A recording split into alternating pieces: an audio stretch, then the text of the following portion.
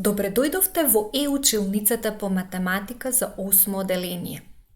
Јас сум Даниела Нацев, наставник во Општинското основно училиште Јохан Хајнрих Песталоци од Скопје. Во ова видео ќе обработиме наставната содржина, пресметување на едноставни дробки и проценти од количини. Кои се целите за овој час? За почеток, да се подсетиме и примениме веќе стекнати знаења за дробки, проценти и децимални броеви. Потоа да пресметуваме едноставни дробки и проценти од количини. Да представуваме дадена вредност како дробка или процент од количина и на крај да споредуваме дробки, проценти и децимални броеви како делови од количина. За да ги постигнеме поставените цели, потребно е да користиме веќе стекнати знаења и вештини. Односно, треба да умееме процентите да ги претвараме во дробки и децимални броеви, дробките во проценти и децимални броеви и децималните броеви во проценти и дробки. Едноставни проценти, дробки и децимални броеви ќе најдете во оваа табела. Подсетете се како процентите ги претвараме во дробки, како дробките ги претвараме во нескратливи дробки и како процентите и дробките ги представуваме како децимални броеви. Доколку оваа вештина е веќе усвоена, тогаш потруди се следнава табела самостојно точно да ја пополниш. Да започнеме. Една работна организација брои 80 вработени. Во неа вработените одат на работа во 3 смени.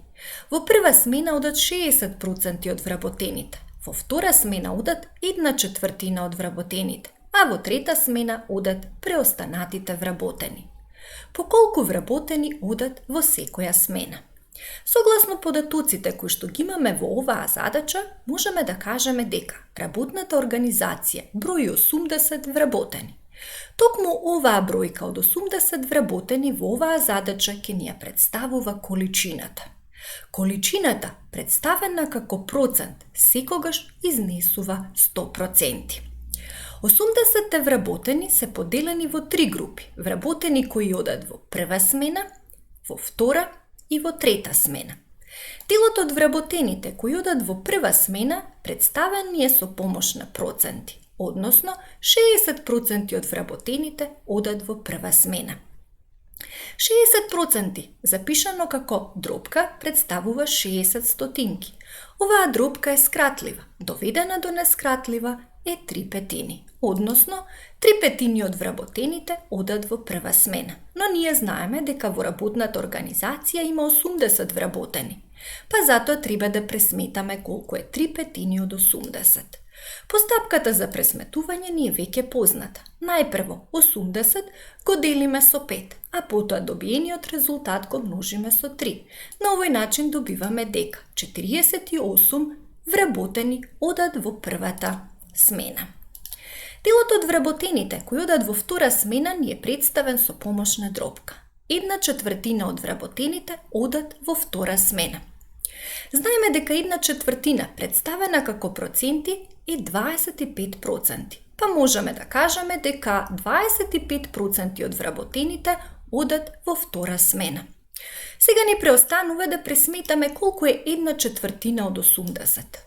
Односно, тоа е 80 делено на 4 по 1, тоа е еднакво на 20. Значи, во втора смена одат 20 вработени. Сега, многу едноставно ќе пресметаме колку вработени одат во трета смена. Така што од вкупната количина ќе ги одземаме вработените кои што одат во прва и во втора смена. На тој начин ќе добиеме дека во трета смена одат 12 вработени. Користејќи го податокот дека во прва смена одат 60% од вработените, во втора смена одат 25% од вработените, слободно можеме да кажеме дека во трета смена одат 15% од вработените. Исто така можеме да запишеме дека 48 вработени се 60% од 80, 20 вработени се 25% од 80 и 12 вработени се 15% од 80. Во следнава задача ќе се обидаме реченици кои што користиме секојдневно да ги преточиме во математички запис. Во оваа работна организација секој вработен согласно работната позиција и обемот на задачите кои ги извршува зема различна плата. Нина и Сашо се дел од оваа работна организација. Колкав процент од платата на Сашо представува платата на Нина, доколку? Нина зема еднаква плата како и Сашо.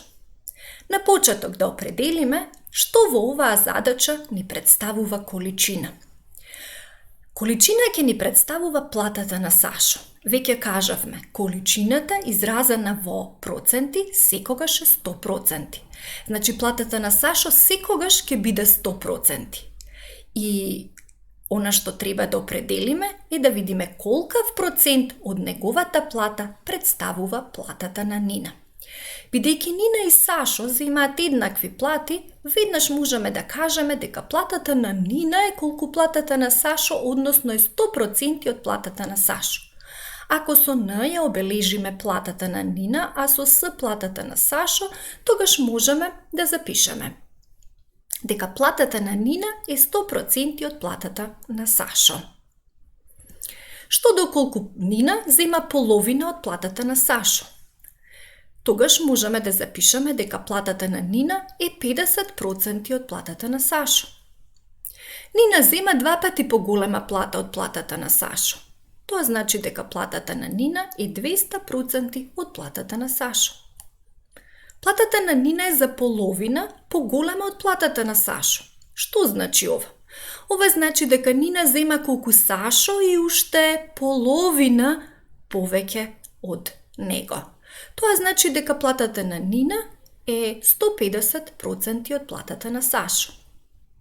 Платата на Нина е за четвртина помала од платата на Сашо.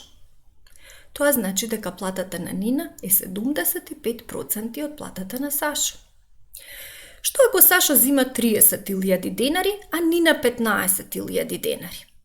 Овдека треба да извлечеме заклучок дека платата на Нина е половина од платата на Сашо. Односно дека платата на Нина е 50% од платата на Сашо. Сашо зема 60.000 денари, а Нина 15.000 денари.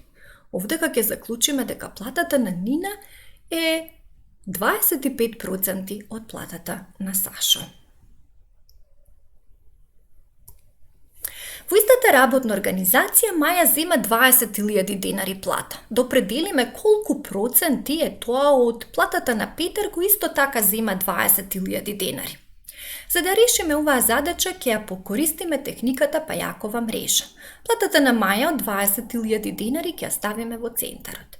Да видиме колку проценти представува платата на Маја од платата на Петар. Бидејќи тие земаат еднакви плати, веднаш можеме да одговориме дека 20.000 е всушност 100% од 20.000.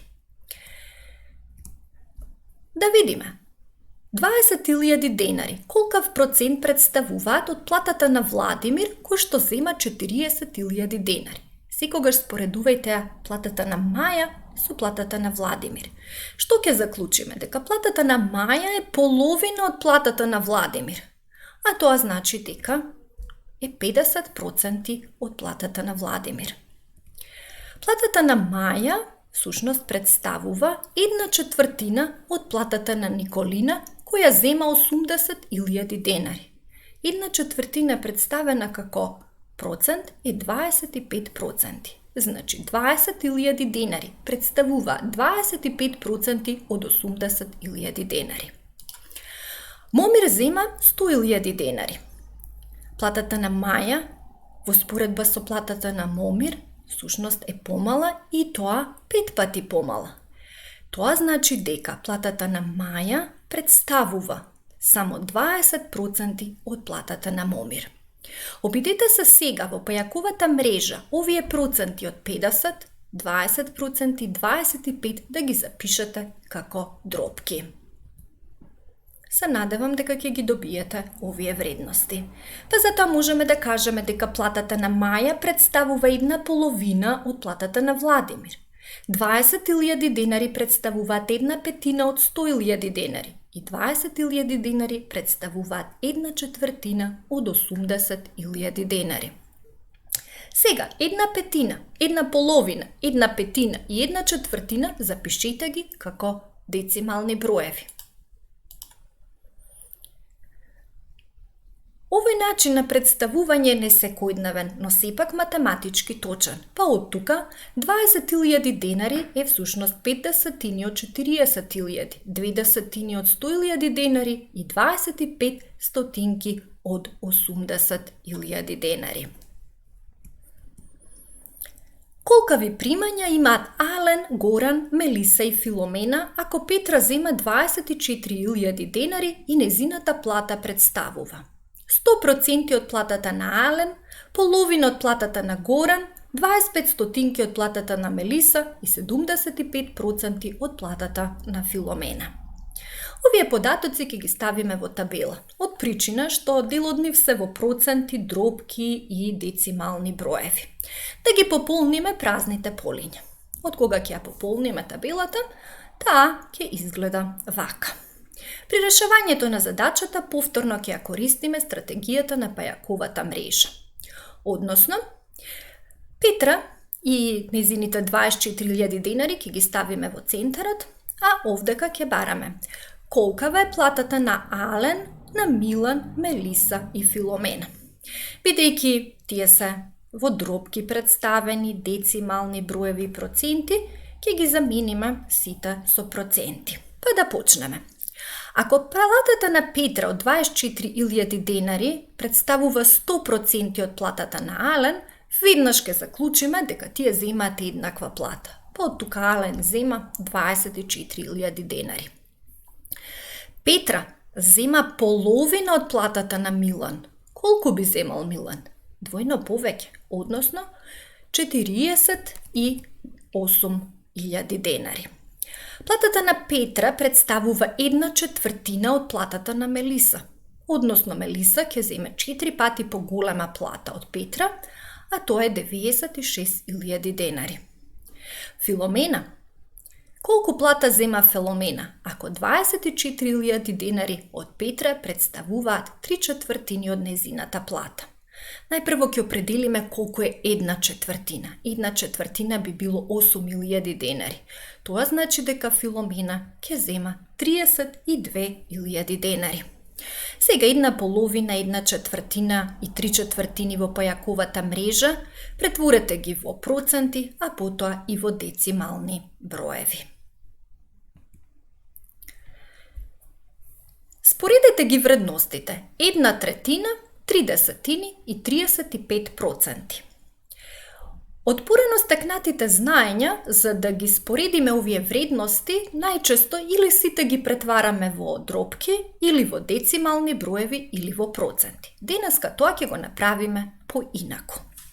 За да ги споредиме, најпрво ќе пресметаме колку е 1/3, на пример, од 300.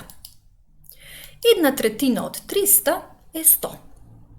Сега ќе пресметаме колку се 30 од 300. 30 од 300 се 90. И на крај колку се 35% од 300. 35% од 300 се 105. Значи 1/3 од 300 е 100, 30 од 300 е 90 и 35% од 300 е 105. Најголема вредност добивме каде што пресметувавме 35% од дадена количина. Всушност добивме 105. Најмала вредност добивме кога пресметавме 30 од истата таа количина. Од тука можеме да заклучиме дека 35% е поголемо и од 30 и од 1/3. А 30 пак е помало и од 1/3 и од 35%. Затоа можеме да го запишеме следново неравенство. 30 е помало од 1/3, а тоа пак е помало од 35%. Дали навистина ова неравенство ќе важи и тогаш кога ќе пресметуваме? Наместо 1/3 од 300, 1/3 од 900, 3 десетини од 900 и 35% од 900. Решете ги самостојно овие задачи, а потоа проверете дали ќе ги добиете следниве резултати.